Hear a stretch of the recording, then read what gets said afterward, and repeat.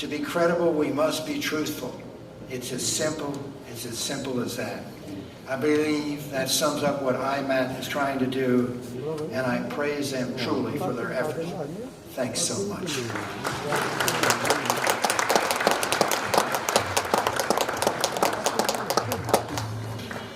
네, 먼저 클리포드 스턴스 미국 전 하원의원께서 기조연설을 해주셨습니다. 감사를 드립니다. 자, 이제 두 번째로 기조연설을 해주실 분을 모시겠습니다. 신재원 현대자동차 부사장님을 큰 박수로 함께 해주시기 바랍니다.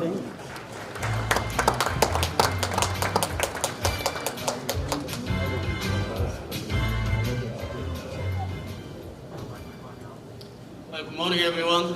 I am not very good speaking standing at the podium, so if you don't mind, I'll probably walk around a little bit. It's really great to be here. Thank you for a kind invitation. I realize, I heard there are over 500 people here, and I realize I probably am the only non-journalist in this room. So I'm fairly intimidated, but at the same time, I'm pretty excited. So I have 14 minutes and 30 seconds, so I'll try to speed up. Why am I here? I don't know, actually, but I think I can guess that you guys are going to talk about disruptive technologies and how the disruptive innovation is going to affect your industrial sector, journalism. It's happening everywhere.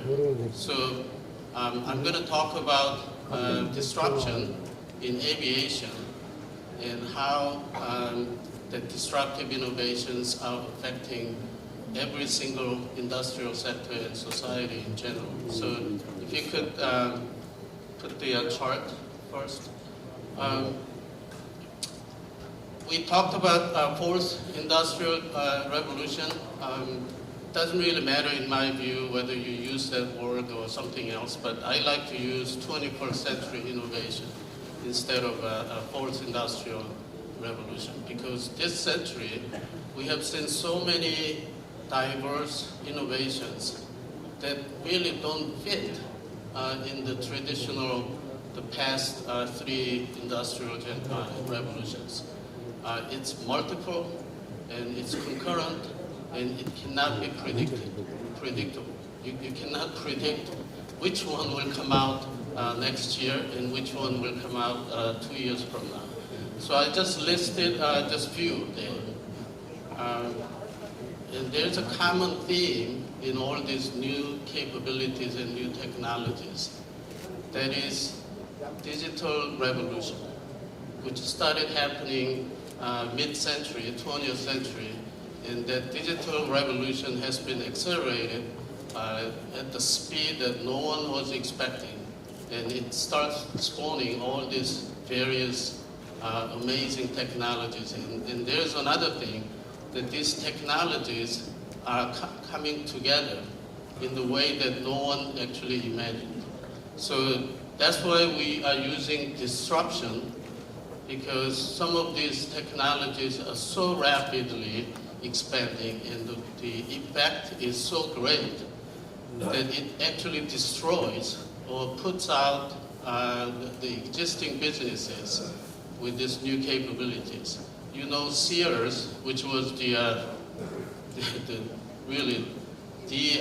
department retail store, has filed a bankruptcy, and Amazon and then all the other online retail business put out the traditional brick and mortar companies. And then Netflix and that online streaming technology put out all these video rental places like Blockbuster. They don't exist anymore. So that's why we're using this very unfamiliar word called disruption in this technological revolution. Next, please. Oh, I'm sorry. I have the control here. Sorry about that. So revolution in aviation. much like that you are trying to address and you are trying to embrace this disruptive technologies. In aviation, we see the same thing. So traditionally, when you talk about aviation, you think of this long, round fuselage, and with the two wings sticking out and engines either mounted under the wings or somewhere. But we don't have to stick to that kind of design anymore mainly because of the several disruptive technologies coming to aviation industry. One is, of course, electrification.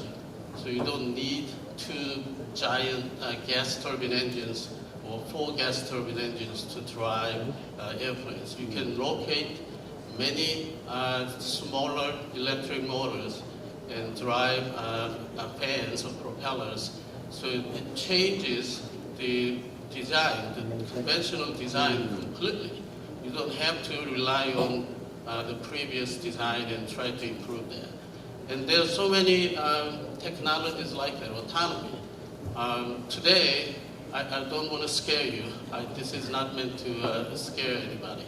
The large commercial airline aircraft can take off automatically, cruise automatically, and land automatically. I actually sat in jumper seat one time from Fort Lauderdale, Florida to JFK in New York. The pilot didn't do anything. We were just yakking, we were just chatting. And the very last minute, the airplane had to be slowed down so that some other airline airplane can fit in there. So at the very last minute, it took the side stick. This was an Airbus airplane, so instead of yoke, there was a side stick. So it started flying. That was last probably 2 minutes. And when we landed, he joked to me that, Jay, I only flew this airplane to prove to you that I am actually certified a pilot. So automation is there, but when we say autonomy, it is at a different level. Automation is only able for humans to program and tell the machines that do exactly what we are telling them. But autonomy is now the machine learning and artificial intelligence and sensing. They can actually cope with unexpected, unprogrammed situations. And that's the difference, huge difference between automation and autonomy. So what's going to happen in aviation, which will happen to your industry as well, is totally different ways of doing things. And I'll show you some of the happenings or the developments in the aviation sector. Next, I gotta do that. Sorry. Back in early 2000, we started worrying about how do we bring back these military assets, Predators and Global Hawks, kind of very sophisticated, really a lot of capability embedded in this urban, I should say, unmanned aerial systems, UAS. That was what we were worrying about because these aircraft were supposed to fly in the same altitude with the same capability as manned airplanes.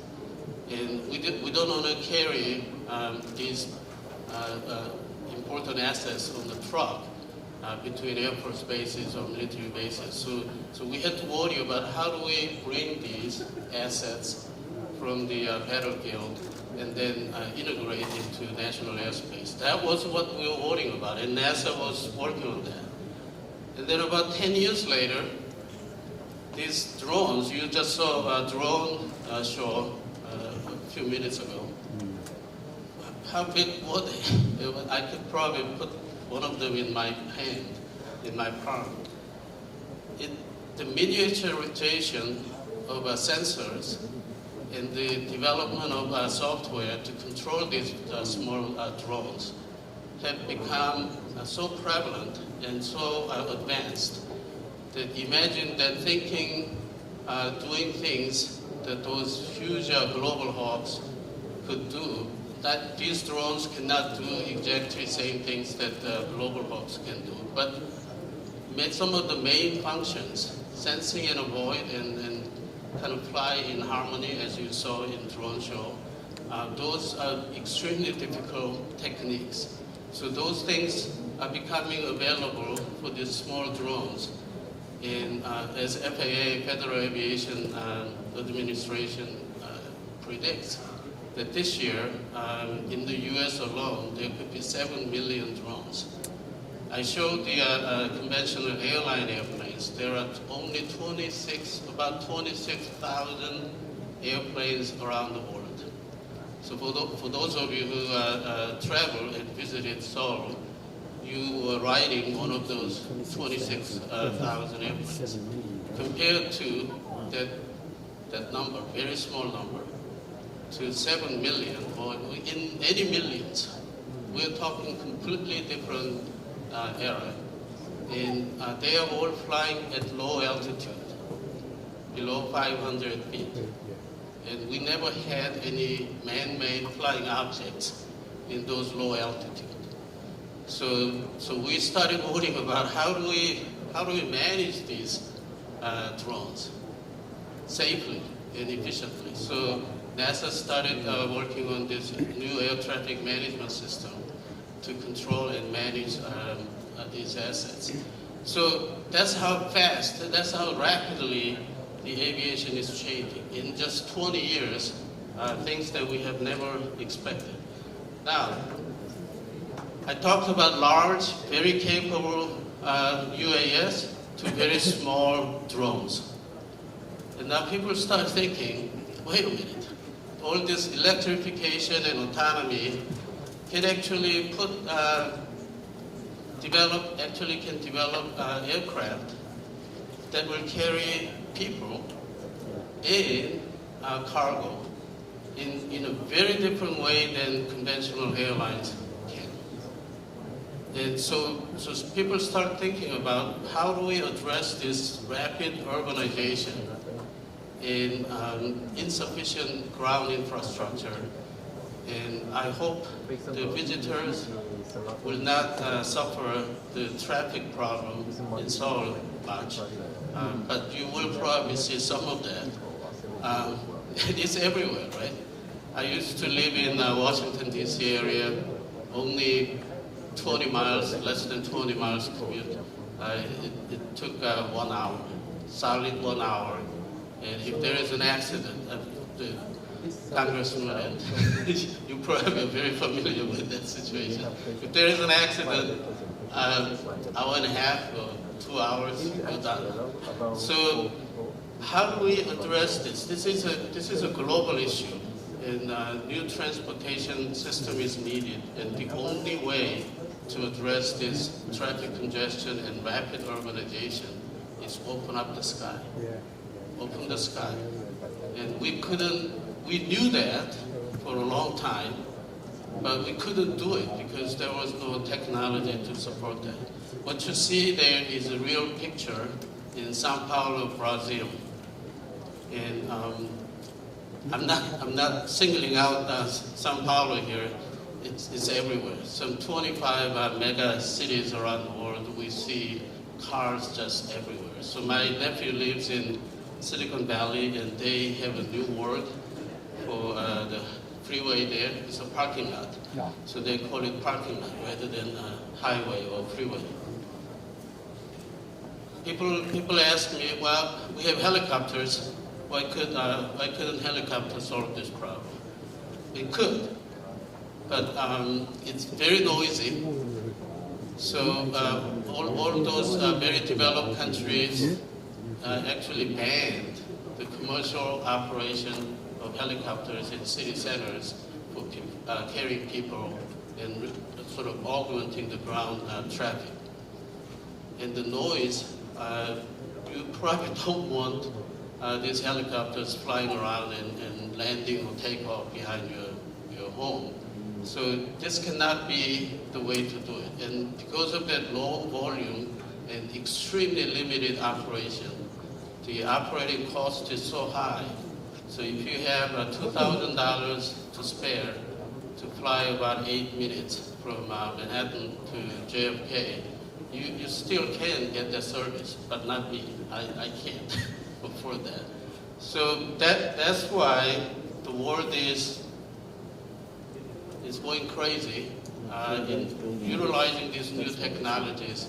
Can we actually solve this problem environmentally friendly and economically, so everybody, not just very rich people, the example I just used, but for general public, but augment and alleviate the ground traffic problem.